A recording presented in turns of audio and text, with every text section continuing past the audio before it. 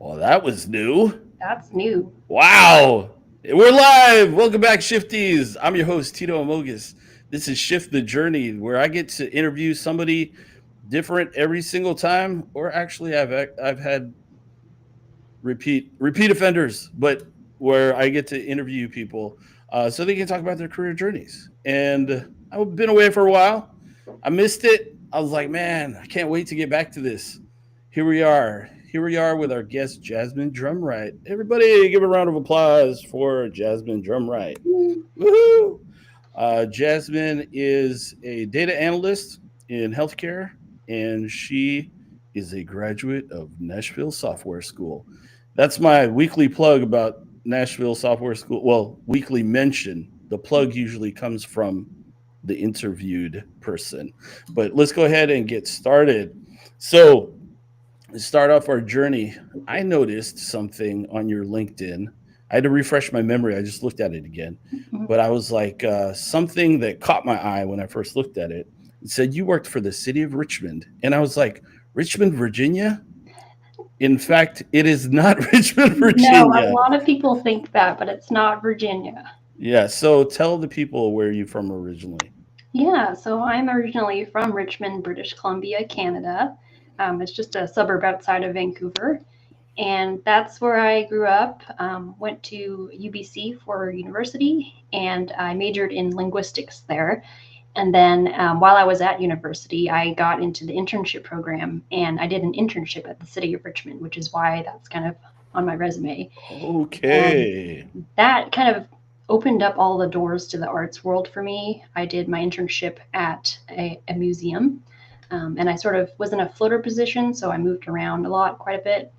Um, Eventually, they hired me out of university after I graduated to do more of like the attendance, the attendant, like leading the museum, guided tours, and writing Hmm. a lot of the scripts that we say, sourcing artifacts to put on display, things like that. So, Yeah. really into the arts heritage space. Cool. And I genuinely thought I was going to continue doing that after I moved to the States. And I moved here for my husband, he's from here. And it didn't happen because of COVID. So I feel Yeah, like, I was gonna say I'm yeah, pretty sure that it was COVID. I want to say we probably. I thought I met you like during that time, but I don't know. Anytime in there, I've I been. think so. Yeah. Yeah. Yeah. So it was really interesting just kind of transitioning from that space because I was very much an extroverted person when I was working at the museum. And I feel like you have to be sometimes when you're talking to kids, you're talking to the elderly and like different people, tourists coming in. So moving from that to a more technical space was a really big shift. It happened very slowly, and it happened really comfortably for me because I realized that this type of work is actually what I really like to do. And I didn't know I could excel in it because for a long time I was told like you probably won't like computer science, or you're not going to be good at coding, or like things like that. Where it was just a little bit discouraged for me, but since COVID happened, I got laid off from my museum work here in Tennessee, and then I was like, okay, well, I'll just find a job and kind of figure it out as I go. So Yeah. I ended up doing data entry temp for a company out in Cool Springs, Okay. and that was really interesting because I had my own cubicle. I was like at a computer. I was putting in information from Excel from different locations, and that was really my first taste of data analytics in a way. But Yeah. I didn't do anything sort of beyond entering the data. So Yeah. eventually, over time, I was like, okay, this is a little bit boring for me because I'm just putting in that information. Yeah. And I really thought about what I wanted to do for a job because I knew it wasn't sustainable at the current rate. Yeah. So, yeah. Some people really enjoy the data entry thing. Like Mhm. my wife loves, like, she's like, I can just sit there and just enter stuff. And we think about like our different data storage systems and all that. And you think about like, oh, the data has to come from somewhere. In some places, I had a client where like it was pharmaceutical stuff, and they had like testing and all this stuff, and it was like the data comes from the instruments, and it like spits out a CSV and then it gets ingested by something and it goes somewhere. I've had, worked at a church, and the uh, the data that it was awful, like awful. No standardization of anything, right? First name where there should be a last name where there should be a first name. Address, is that their physical address or is that their email address? Man, I don't know. Yeah. Area code, no area code for phones. So like the whole data entry thing. It's when somebody tells me that they have that kind of job, it's like, oh man, that's crazy. So one thing about like being an extrovert and then going into a very technical field, what would you say, even though you said it was a pretty smooth transition to win over time, what was something that was challenging to you? And I want to compare notes. Yeah. I think for me, just like learning all of the stuff that comes with the technology, like you could do formulas to make things automated. That was a big thing for me. I didn't know you could do that in Excel. The way I was using Excel before doing all of this was very embarrassing. Like I just thought it was a Word document in a way. So just learning some of that cool magic behind the technology, and also like being in healthcare, there's a lot of industry lingo that you have to learn and get Oh, used to sharing. So that was probably the biggest challenge for me, was getting used to that on top of the technical work. yeah. Every industry, so much stuff. Mm. I've had to like brain dump 20 years of military experience, and then went into healthcare and then went into insurance and had to brain dump all the healthcare stuff. Like, Hmm. So yeah, don't come at me with acronyms. I can't handle them. It's too much. Right. It's It's too much. really a lot. And I would say like in my first year here at when I was at Healthcare Blue Book, now we're Valence. But yeah, my first year with Blue Book was just insane. Just the amount of acronyms I had to learn and um, use them in like client facing calls. That was kind of interesting. Yeah, just a lot to take in at once. Oh yeah, definitely. So, what was your like motivation, or what caught your eye about NSS? Mhm. So I, in my soul searching at the time when I was still at my last job, figuring out what to do, I was focused on the data because I was doing that every single day, putting it into the system. And these were like photocopies of application forms that we'd get from customers wanting to sign on to the insurance. So, I'd see the PDF and then I would type into the system what the person wrote down. And it got me thinking, like, what happens to that data after I put it in? Where does it Yeah, go? Who uses it? And I slowly discovered the world of data analytics. And I was like, okay, this is really interesting. This topic is maybe something I could get into for a job, considering that I'm doing the data entry right now. So I looked into, I think Vanderbilt had a program, like a virtual program similar to NSS that was regarding data analytics. And I was like, okay, that's really interesting. I might try and do that. And then in searching for other programs in the area, I stumbled upon NSS, and they had hmm the data analytics program. So they had the full time, they still do have the full time and the part time program. And the part time appealed to me because I wanted to keep working my 8 to 5 job, but the classes would be at nighttime and then on the weekend. So yeah. I think, let's see, I discovered that it was like a really specific date. It was November 5th of 2021. And I remember Wow. that because it was like the Guy Fawkes Day. Remember, the 5th of November. Um, Oh, okay. so that's how I remember it. But right after discovering NSS, I was like, I have to learn more about this. So I did the information session for that month. And then I applied literally a week before they closed the applications. And I didn't think I would get in because I applied so late. So I was like, if I get it, I get it. If I don't, it's fine. But they ended up calling me for an interview and I got into the program. So from January to June of 2022, I was in the part time program, going to classes at night, going to work during the day. And it was tough, but it was so much fun. I learned so much about data analytics, SQL, Python, Power BI, Tableau, all of those tools, and just being able to use them and learn with my classmates was an amazing experience. So, can you tell people who maybe don't know what NSS is? What does Mhm. it stand for, and what Yeah. is it? So NSS stands for National Software School. It's a hands-on virtual. They have like virtual programs that you can do to learn software developing, data analytics, data science, and other advanced courses like that. And at the time, I was in the part-time cohort 6. So they only had like up to 6 at that point, and now it's in the double digits, which is crazy to me. But yeah, I did the part-time one, and it was learning. They had like the flipped classroom style where you like kind of apply during the Tuesday, Thursday classes, and then Saturday was like learning stuff, I think. Or I could have had that backwards. But I really liked the way they let you interact with the technology for a long period of time. That was Mhm. completely different than what I was used to at university, where it was, lecture style. You kind of take everything in, and then you practice during the tutorial or the labs at the end. Mhm.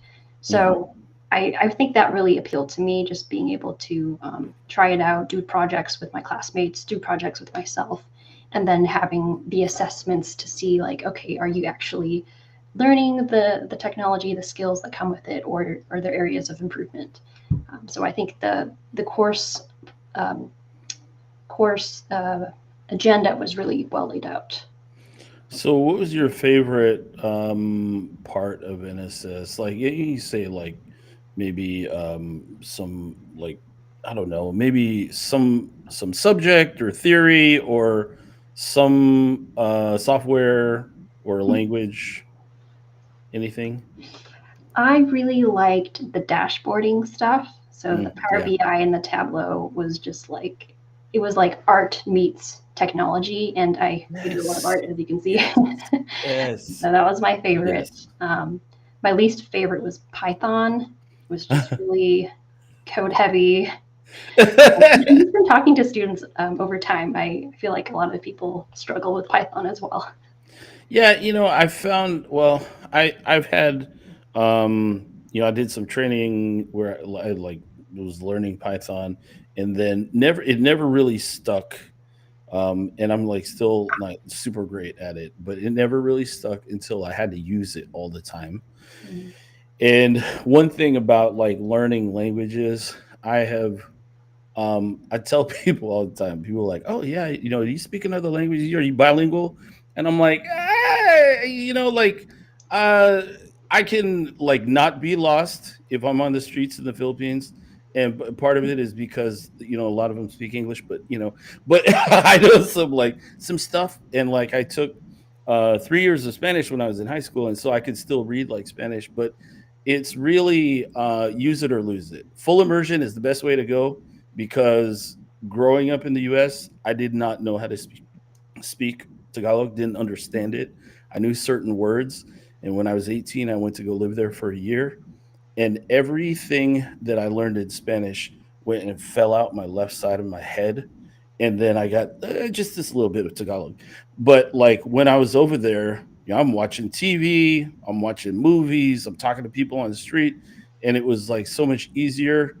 Here we are like 30 years later or whatever, yeah, 30 something years later, and if somebody speaks to me in Tagalog, I'm like, hey, hang on, I have to get my mind in the right space to understand. Mhm. And I feel like it's that way with any like written language. If you're like fully immersed in it, you're using it all the time, I think you could get pretty good at it. But man, just like, here, learn this. No, it's terrible. It's It's hard, terrible. and like No. having studied linguistics, the best time to learn a language is when you're like 0 to 18 in your Right. youth. So after that, it gets significantly more difficult just because of the way our brains work. Yeah. But Yeah. I think Python is so logical that it's easy to pick up once you start from the basics. So what NSS does is they start with Excel, pretty basic. Everyone knows Excel, and then after you learn the formulas, you do SQL, which is really similar to Excel to some extent in terms of how they do the formulas. And then from SQL, then you move on to Python, I believe. So they kind of like strategically introduce you to more and more stuff. But by the time you get to Python, you already have some existing base level of knowledge of how Right. to do that. So I think Right. it's cool that way. Yeah, yeah, that is cool. So like how long so you were still working, and then like how long after you graduated from NSS did you start to go look for something that was more along the lines of what you learned at NSS? Good question. So I knew a lot of my classmates were already looking for jobs as they were working through the capstone project, Mm, which took up like the last month, so June. And I did not want to split my focus. So I didn't start looking for a job until after we graduated, which was the end of June. And I just remember for that first 2 weeks, I was just kind of casually applying. I wasn't really putting my foot on the gas pedal just yet. mhm, But at some point, I wasn't happy with how things were going. I wasn't getting like responses. mhm. Um, and I was like, okay, maybe I should reach out to people and just talk to them who are in the industry and maybe can tell me a bit about their work. So I reached out to, I think, 5 people, and I was just asking them, hey, can I talk to you for like 30 minutes about your job, about your company? And I was trying to like look up openings at their company to slide that in as an excuse to talk to them.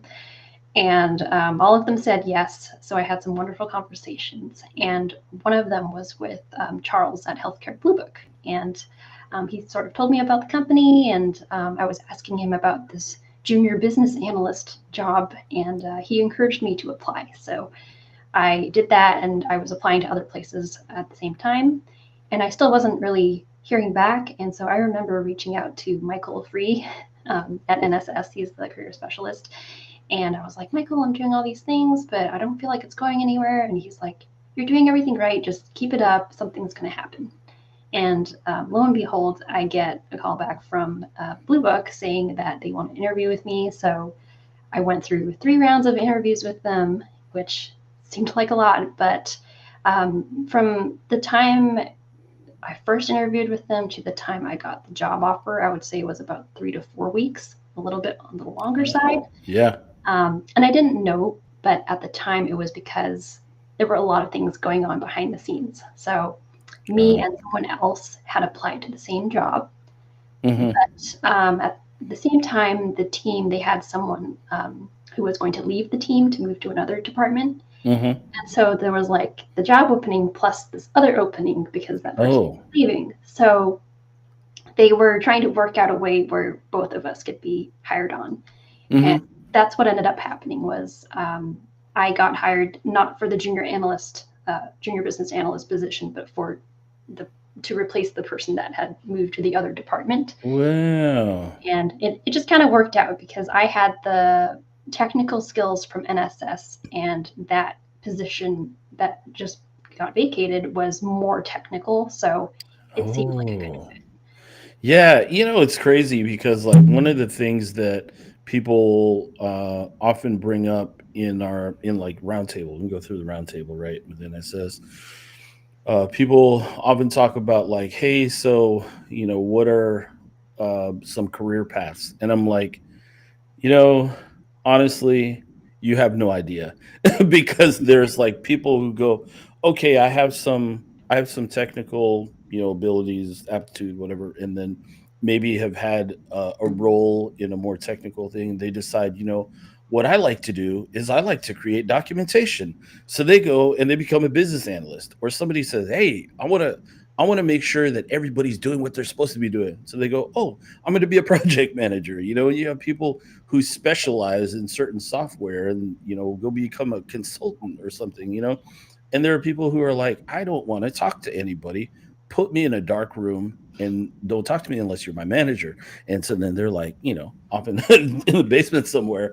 But like there's just so many different types of roles I think that you could have in analytics, that I think until you get in there and realize, these are things that I like, these are things that I hate, that you could try to really figure out which way. Mhm. which way to go.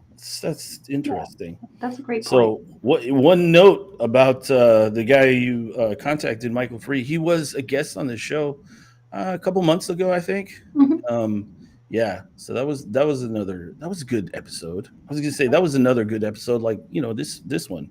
So, and, what are some of the things that you really so aside from acronyms, what are some of the things that you had to learn, in that was like just completely different? Was there anything that was like completely different from your previous role? Oh yeah, there's a bunch of things. For starters, just the culture was very different.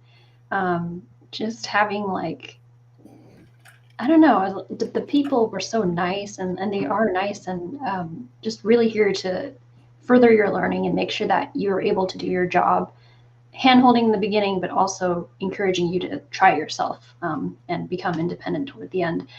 And I think with a lot of movement around the time I joined, they did a really good job of handing that off. And I forgot to add, but like my boss went on mat leave literally 2 weeks after I started. So there was just crazy amounts of That's change happening. that's nuts. Hey, Yeah, congratulations, fly, be free. I'm going. exactly. Yeah. And then the new product that year was Comply 2.0, and they were going to launch that in 1/1 of 2024. So that quarter was insane. And I had to pick up, we have this phrase called building the plane as it takes off. That's what it felt like was here, we have a bunch of client data that we just got in. They want to launch 1/1. We got to get these files tested. So I I had to pick that up pretty quickly using Python and SQL, and we were on Jupyter notebooks at the time. But it was very actually familiar to me because I had used a lot of the technology at NSS, but this was a real world situation where I could apply those skills. And I was able to read all of the code. I was able to understand what was going on because I had gone through the course. And it was just like so cool. I just remember that being probably one of the most satisfying feelings is knowing that all the hard work that you went through was worth it to like have this nice transition and That's do a good job. That's so cool. Yeah, I laughed because it's like you have no idea how much that saying resonated with me because I worked when I was in the Air Force for 10 and a half years when I was in the Air Force. 10 and a half of the 20 years that I was in the Air Force, I was stationed somewhere working on airplanes. So, like, maintaining radios and navigation systems. So, yeah, building a plane while it takes off, yeah, that really makes me laugh. So anyway, okay, so what's something that if you had like to take your whole experience, going from art to analytics, and you were to just like pull out some nuggets of wisdom. If you could just pull out one nugget of wisdom to share with somebody who's like trying to figure out like what kind of shift they want to make in their career, what would that be? Oh, that's tough. Just one. It's Just okay. one would be just try it. That's a really big thing to say sometimes when it's scary and you don't really know if you want to commit to it. But I took a chance on a lot of things just after COVID and even before then, just like trying different things, trying different jobs. Getting into this was complete chance. And you really never know where it's going to end up. But if you don't try, you don't get that branch into wherever that turns out to be. So I think just having an open mind and taking opportunities as they come up is a good move forward. But also positioning yourself for good opportunities, investing in yourself, furthering your studies, taking certifications, things like that. That's also a really good move as well. Oh yeah, that's really good. So in your experience, have you seen where so there's always this argument of people. I see people on LinkedIn posting, education versus certifications, certain certifications versus other certifications. What have you seen is would be beneficial for somebody trying to break into the space? Hmm. I feel like there's the market is really saturated with a lot of people who have gone to school for certain like degrees and things like that, and Mhm. it's kind of sad because like I know a lot of people right now who are unemployed and they're incredibly intelligent. They have the certifications, they have the education for the jobs that they want to get into, but it's just such a tough market out there. Um, I think having a lot of experience in the space, like I don't know how else to say it, but like the the real like working experience is important as well. And I understand that not everyone's going to have that, especially if Yeah. you're younger. So if you are younger, like yes, certifications and education might be your best move forward to just get you familiarized and expand your network that way. But I'm feeling there's a lot of people hiring based on experience, just professional work Yeah. experience, and that's kind of tough to navigate because again, the market is saturated. Yeah.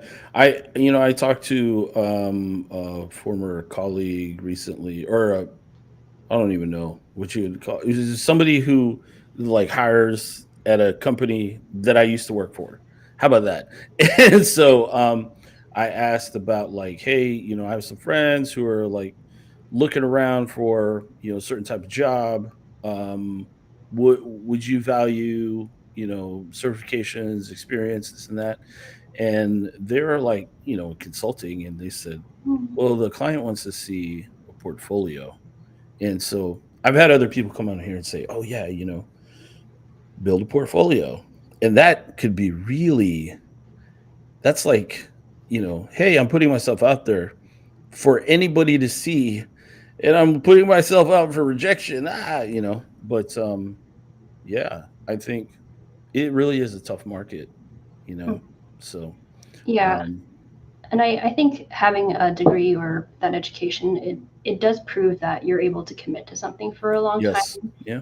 and and see it through to the end to get um, Oh yeah, that outcome. absolutely. So Absolutely. So, I'm so thankful you came on here where you could experience with me using this new streaming platform. Hopefully, it went out to YouTube. I don't know. Is anybody out there in YouTube land? Put something in the chat. I forgot to say in the beginning. Anybody who's watching, just comment, say something. We'll talk about you. We'll talk about your comment. I'll put it up on the screen even, and we can talk about it.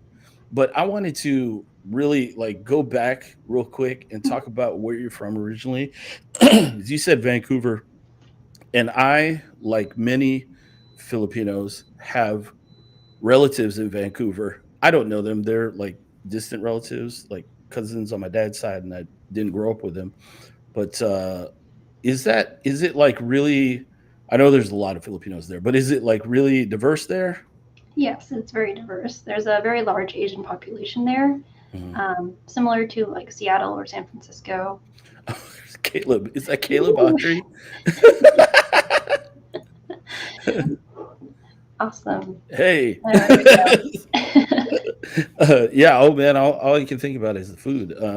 You know, um, I can't tell you how many times food comes up in conversation at work, and we talk about like all the different all the different stuff. But yeah, so what was your biggest culture shock moving from Vancouver to Nashville?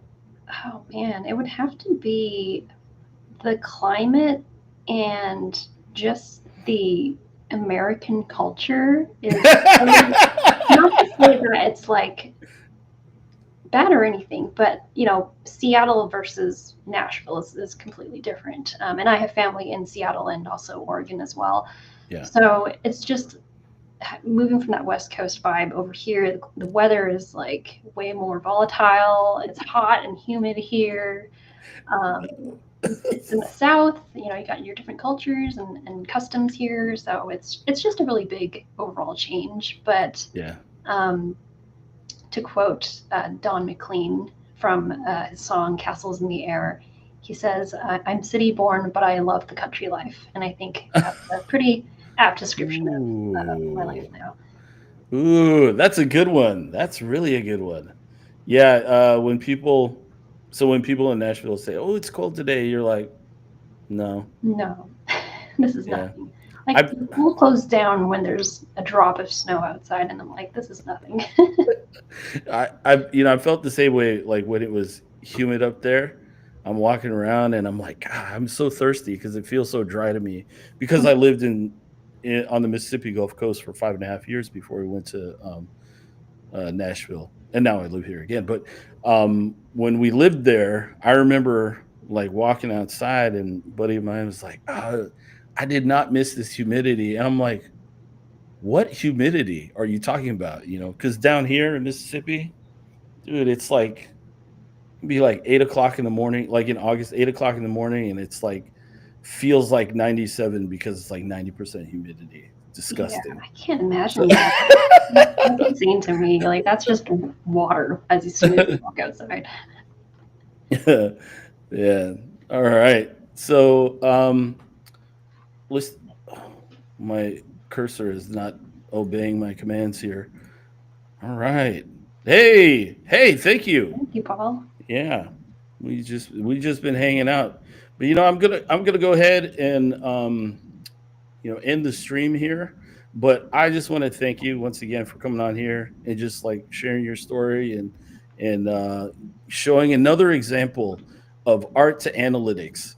So many like people that I've met specifically who went through Nashville Software School went from art to analytics. It's pretty cool, and some went back to art. It's pretty cool. Mhm. Um, even when you may believe that there's nothing that could like bring the two worlds together, you Mhm. find yourself right there in the middle, bringing the two worlds together. Yeah, and I feel like there's more to the tech space than just the tech itself. Like there's so much communications and different different faculties that can be involved that are not strictly like computer science or programming or things like that. Like I've learned so much from project managers, from client success. Like these are Oh things that I yeah. didn't even know existed yet. Hmm. We worked so well together with the tech space, and I don't think any company would be as successful as they are without having the arts people Right. involved Right. as well. Absolutely. All right, I'm gonna go ahead and end the stream, but everybody, well, don't go anywhere, Jasmine, because I'll talk to you in the studio when I end the stream. But everybody else, I'll see you guys next week. We have Chris Arago. I had him write it out phonetically, and Chris, I'm sorry if that's not right. It looks like Arago, but yeah, next week. Hope to see you guys there. Peace.